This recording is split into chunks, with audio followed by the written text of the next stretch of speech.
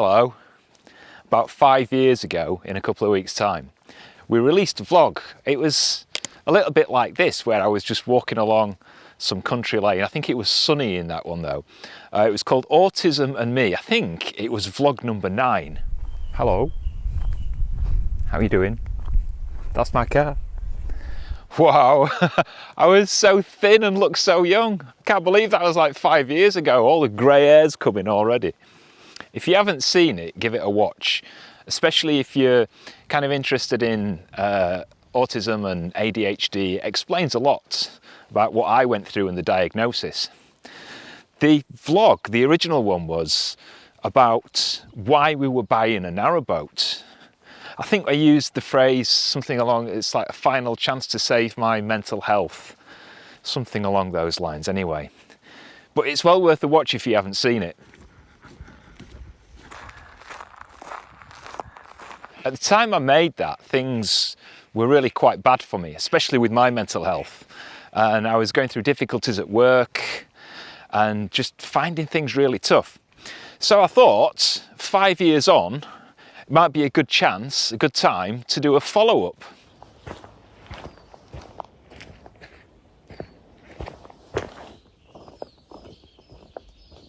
So, did moving on a narrowboat save my mental health?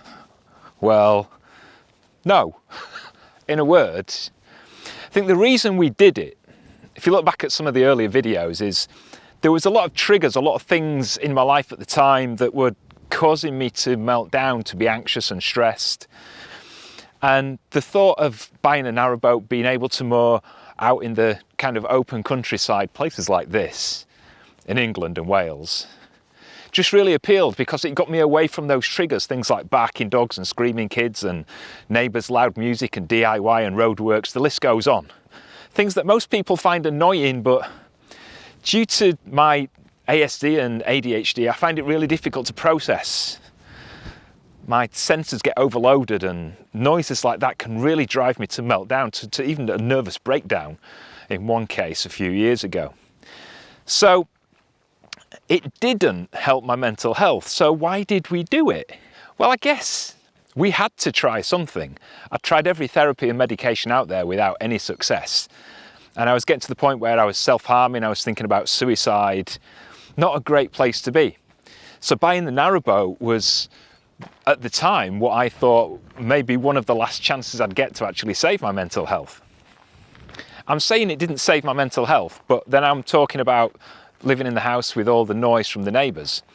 It did, to a certain degree, solve that, because we weren't able to moor out in beautiful places with not a soul for miles. So we did get away from, mostly from the barking dogs and screaming kids and loud music and everything like that. I think one thing it did teach me is that the noise and the cause of the triggers and the meltdowns, although the noise played a big part of it, even when I got to places like this, where you don't hear a thing, that noise was still there in my head. The overthinking, the worrying about everything, catastrophizing. I said it first time, I can't usually say that. It was still there. So even though the environments were better, a lot nicer in some cases, the problems were still in here. And that's something that I still have to try and find an answer to. And that's why living on a boat didn't save my mental health, but it did actually have a lot of benefits.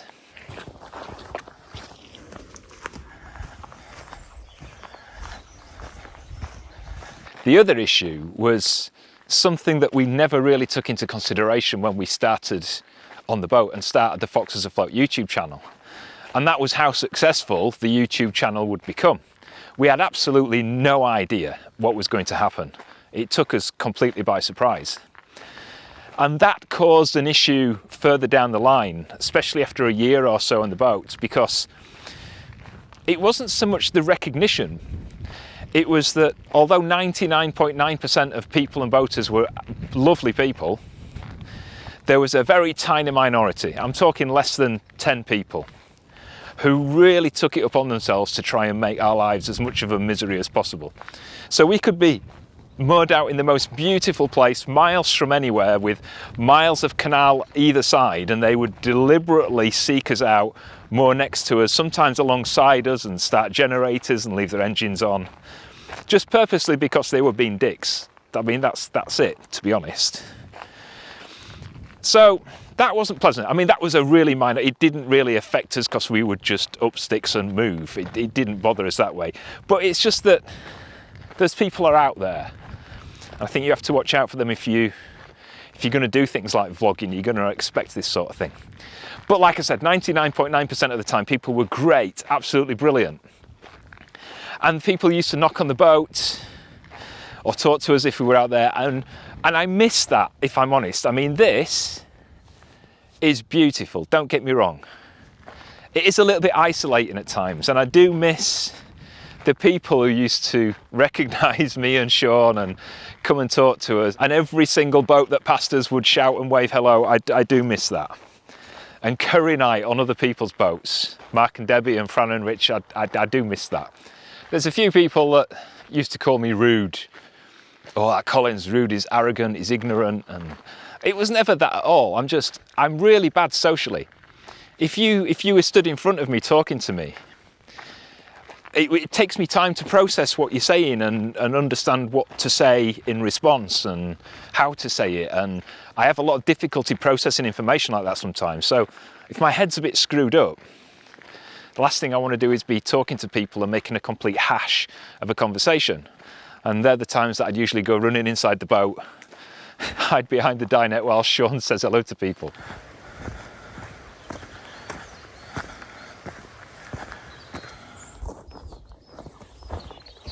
As much as the social side of boating helped me but was also a problem for me, there was a couple of occasions where it did go too far. I think once we were moored in Leeds and a guy had had a little bit too much to drink. I think he was trying to impress his girlfriend more than anything. And he saw our boat, that it was named Silver Fox, and he decided he was silver, so that was his boat. So I remember him shouting, "It's the Silver Fox, it's my boat," and literally climbed over the canvas covers that were up to stop the dog getting out and just pretended to be driving the boat. Very drunk, almost fell in the canal. Sometimes wish he had done, but he didn't. And then another time, we were moored out, I think it was during lockdown, and we were moored out somewhere in rural Oxfordshire, I think it was. Beautiful day, long hot summer. And I think Sean was out walking the dog, and I was in the galley making a coffee. Heard somebody get on the boat. I assumed it was Sean, so didn't even look up. I just assumed it was Sean and the dog. And started walking down the stairs, and I looked, and it was just a complete stranger, a random stranger. Some guy, 60s maybe, over the moon to see me. Sorry, squashing the microphone. Over the moon to see me. "Hello, Colin, how are you? How are you doing?" Totally ignoring that we were in the middle of lockdown. And totally ignoring the fact that I'm stood there in my home, totally naked. And I mean, completely naked. Making a cup of coffee. And I was like, "Hello?" So I kind of looked at him, and he was just waffling away. Couldn't believe his luck to be on Silver Fox, and kind of explained the issue with privacy and sent him on his way. Let me explain the naturist thing as well, the naked thing, because a lot of people don't understand this. Naturism has always been the biggest thing to help me in my mental health. It's not a sexual thing, it's nothing to do with exhibitionism. I mean, God, I wish I had the body to be an exhibitionist, to be honest. It's about control, I think. I'm a born worrier, an overthinker, obsessive, controlling. Not in a nasty way, but just wanting to be in control of my life. I think it's just one of the ASD traits, to be honest. And when you've got this obsession with control and worrying and overthinking and catastrophizing, said it again first time, that starts to increase pressure, sorry trees, And it increases the pressure on you, which leads to anxiety, and anxiety then leads to stress, and stress leads to depression, which leads to meltdowns and breakdowns. And it's not a good place to be, believe me, it's really not a good place to be. When you take away the ability to cover yourself with clothes and put yourself in a situation where you're out here in the countryside with no clothes, nothing to even cover up with if you wanted to, you're not able to mask who you are. And when you can't mask who you are, you're vulnerable. So if you take away the ability to hide who you are, change or mask how people see you, that leaves you vulnerable. And for me, that vulnerability is actually really freeing, because wanting to control everything in your life so much is very restricting and pressurizing. And if you can take that away, imagine me here, totally naked. I'm not, obviously, because YouTube won't allow it. But if I was, I can't control anything. I'm just out here naked. It's very weird to explain, and some people will get that and some people won't get that. For me, there's no drugs, there's no therapy that comes anywhere close to that anxiety-busting activity of just being outdoors naked and in the countryside in nature. Honestly, I mean that. I've tried every medication and therapy that you can think of, and if you add the benefits of them all together, it still doesn't come close to the feeling, that calmness and the release of the anxiety. To be honest, that's the thing. It just feels so free, and I just feel so refreshed during and after it. And that's one of the positives that we had on the boat, because we were able to get out into the sticks, into the open countryside where there wasn't a soul for miles. We could moor up in places where you didn't see anybody for days. And that gave me the opportunity to not only get out and be naked in nature, which really gave my brain a boost, but it meant I could just live naked on the boat, especially in the summer and in the winter, because it was really warm on the boat in the winter. But I could just live for days, sometimes weeks during lockdown, not wearing a stitch day or night. It's just an amazing time. Did people see me? Yeah, of course they did. I was careful. I'm not stupid about it. What was their reaction? Almost all the time it was positive, and they'd stop for a chat. Some people it's a bit of a shock and they just kind of smile or giggle and walk past. Would I recommend it to everybody? Well, no. I'd recommend you try it if it's something you want to try. I think it's like drugs, or it's like therapy. Some medications work for some people that don't work for others. They have side effects for some people that they don't with others. And it's the same with therapies. Some people can relate to certain therapies and it works for them, and some people it won't. And I think that's the same with naturism. It works for me, but it's worked for me all my life. So, don't know if you don't try it. I think the second best thing that works for me is just talking. I used to get comments when I first started talking about mental health from people saying, oh, he's just doing it for attention, he wants people to feel sorry for him, and that's all rubbish, total rubbish. I think what you'll find is most people that have mental health issues don't talk about it because they don't want sympathy, they don't want to talk about it, they're embarrassed, might be ashamed, they might not want to burden the people closest to them with the problems. You can feel quite guilty sometimes. I know I do. I feel desperately sad for Sean because he has to live with me and I have to live with this. And I don't think one is worse than the other. I think to watch somebody suffering is probably as traumatic as it is for the person that's suffering. And I have a lot of respect for people who stand by partners that have mental health issues. Heroes, just total heroes in my head. So why do I talk about it? I don't talk about it a lot, to be honest, really, on YouTube, do I? I reference it sometimes. I don't think I know from the thousands of messages that we've had over the years that for every one person that talks about it publicly, there might be 10, 20, 50, 100, 500 that don't. But sometimes all it needs is to hear somebody else talking about it to help. If you're going through hell in your head for whatever reason, depression, anxiety, PTSD, whatever it is, if you hear somebody else talking about it, that can be as helpful and therapeutic as talking about it yourself. Just hearing somebody else discussing the things that go on in their head that go on in your head too. And I think if I can reach one person every time I talk about it, I'm quite happy with that. I want to be really, really serious about this next bit. It doesn't matter how close you are to someone. You don't always know what's going on inside the head, and they could be in a really dark place.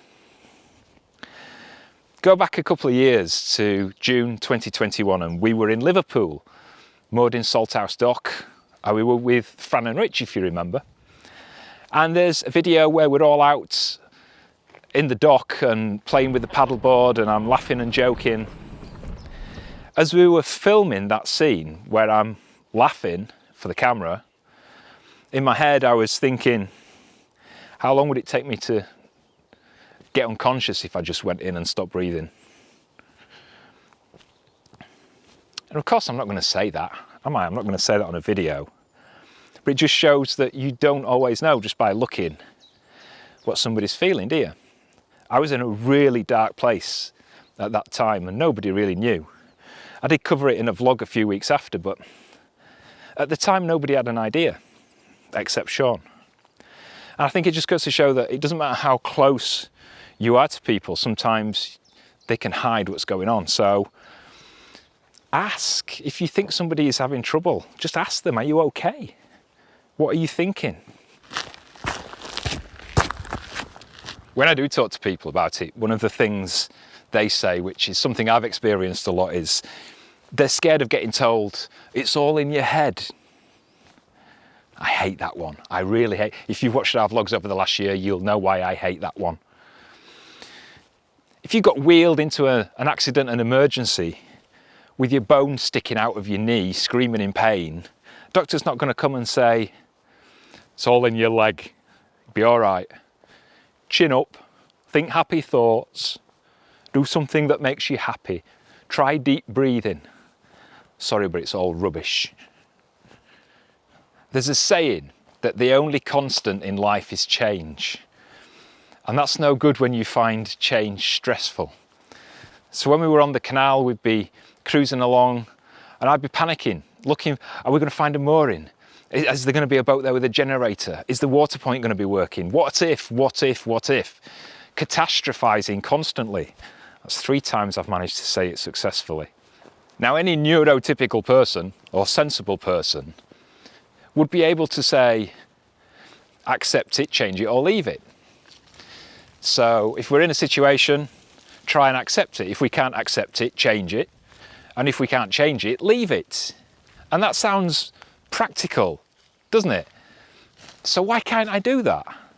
I'm an intelligent man. My IQ is 148. I'm good at solving problems and things like that, but I can't do something as simple as the accept it, change it and leave it thing. And then if we found a really good mooring, nice and quiet, middle of nowhere, you'd think, oh, well, I'd be happy because we found somewhere good. No, I'm still panicking because then I'm worrying that another boat is going to come and moor near us. Or another what if, and just catastrophizing and winding myself up. You can understand that not everything always ends badly. But if you get a thought in your head that's quite negative, sorry, a lot of mud here, and then that negative thing actually happens, it only goes to reinforce the fear in the first place, so that next time you're thinking about it even more and you're thinking, well, yeah, another boat is going to come and moor up and use a generator because it happened, I don't know, 3 months ago. So what have I learned over the last 5 years? Well, I think one thing I've realised is it doesn't matter how much you change your environment, there's only a certain limit on how it can actually benefit or change your mental health and perspective. In a way, it's a little bit like any physical condition. Imagine you've got this huge great spot on your backside. It doesn't matter if you buy a narrowboat or move out into the countryside, it's not going to stop it hurting every time you sit on it, is it? Another thing I've learned is that there is no medication or therapy out there that can help me. I have everything that I could want or need. I have Sean, I have the dogs, we live in a nice-ish house here. All right, we struggle for money sometimes, but I think everybody does at the moment. But I have everything I could want. And I think moving on to the boat and then off the boat back up here to Scotland has made me realise that it doesn't matter where you go. There's a certain amount of psychological baggage that you're just going to take with you wherever you go, however nice the environment is. So what do? Tried every medication, every therapy that's out there. Believe me, I have. Please don't drop in the comments, oh, try this diet or that diet or this supplement, or honestly, everything that's worth trying, I have done over the last 40 years.